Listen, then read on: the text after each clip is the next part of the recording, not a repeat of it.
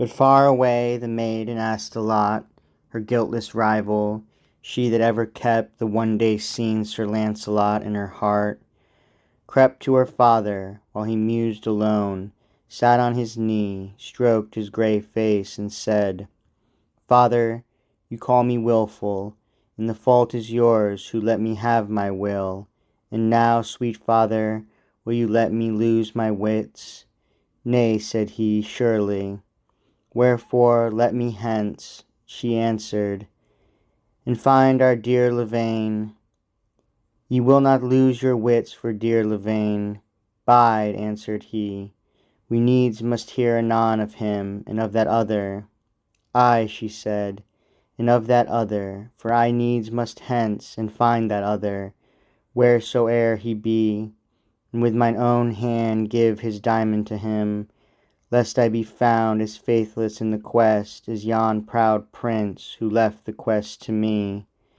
Sweet father, I behold him in my dreams, gaunt as it were the skeleton of himself, death pale, for lack of gentle maiden's aid.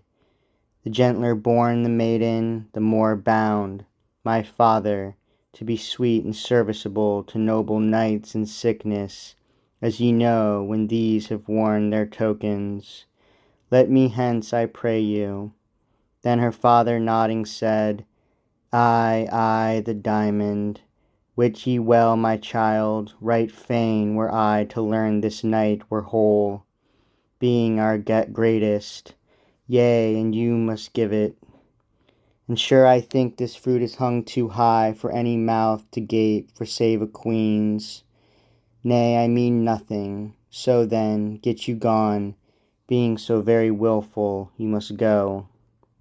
Lightly, her suit aloud, she slipped away, and while she made her ready for her ride, her father's latest word hummed in her ear, "Being so very wilful, you must go," and changed itself and echoed in her heart, "Being so very wilful, you must die."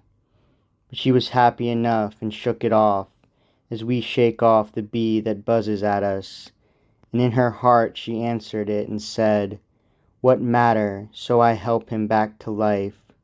Then far away with good Sir Tor for guide rode o'er the long backs of the bushless downs to Camelot, and before the city gates came on her brother with a happy face, making a roan horse caper and curvet for pleasure all about a field of flowers.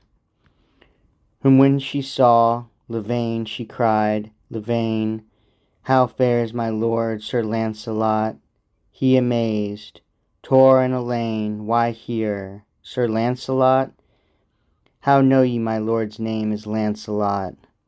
But when the maid had told him all her tale, then turned Sir Tor, and being in his moods left them, and under the strange statued gate, where Arthur's wars were rendered mystically, passed up the still rich city to his kin, his own far blood, which dwelt at Camelot. And her, Elaine, across the poplar grove led to the caves. There first she saw the casque of Lancelot on the wall, her scarlet sleeve, though carved and cut, and half the pearls away, streamed from it still, and in her heart she laughed, because he had not loosed it from his helm, but meant once more perchance to tourney in it. And when they gained the cell wherein he slept, his battle-writhen arms and mighty hands lay naked on the wolf-skin, and a dream of dragging down his enemy made them move. Then she that saw him lying unsleek, unshorn, gaunt as it were the skeleton of himself, uttered a little tender, dolorous cry. The sound not wanted in a place so still woke the sick knight, and while he rolled his eyes yet blank from sleep, she started to him, saying, "Your prize the diamond sent you by the king." His eyes glistened. She fancied, "Is it for me?" And when the maid had told him all the tale of king and prince, the diamond sent, the quest assigned to her not worthy of it, she knelt full lowly by the corners of his bed, and laid the diamond in his open hand. Her face was near, and as we kiss the child that does the task assigned, he kissed her face. At once she slipped like water to the floor. Alas, he said, your ride hath wearied you. Rest must you have. No rest for me, she said. Nay, for near you, fair lord, I am at rest. What might she mean by that? His large black eyes, yet larger through his leanness, dwelt upon her, till all her heart's sad secret blazed itself in the heart's colours on her simple face. And Lancelot looked, and was perplexed in mind, and being weak in body said no more, but did not love the colour. Woman's love, save one, he not regarded, and so turned sighing, and feigned asleep until he slept. Then rose Elaine and glided through the fields, and passed beneath the weirdly sculptured gates far up the dim rich city to her kin. There abode the night, but woke with dawn, and passed down through the dim rich city to the fields, thence to the cave.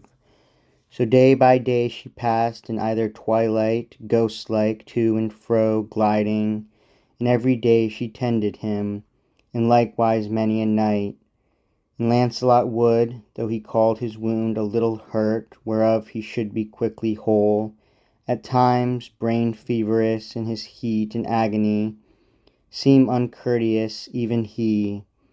The meek maid sweetly forbore him ever, being to him meeker than any child to a rough nurse, milder than any mother to a sick child, and never woman yet, since man's first fall, did kindlier unto man, but her deep love upbore her, till the hermit, skilled in all the simples and the science of that time, told him that her fine care had saved his life, and the sick man forgot her simple blush, would call her friend and sister, sweet Elaine, would listen for her coming and regret her parting step, and held her tenderly, and loved her with all love except the love of man and woman when they love their best, closest and sweetest, and had died the death in any knightly fashion for her sake.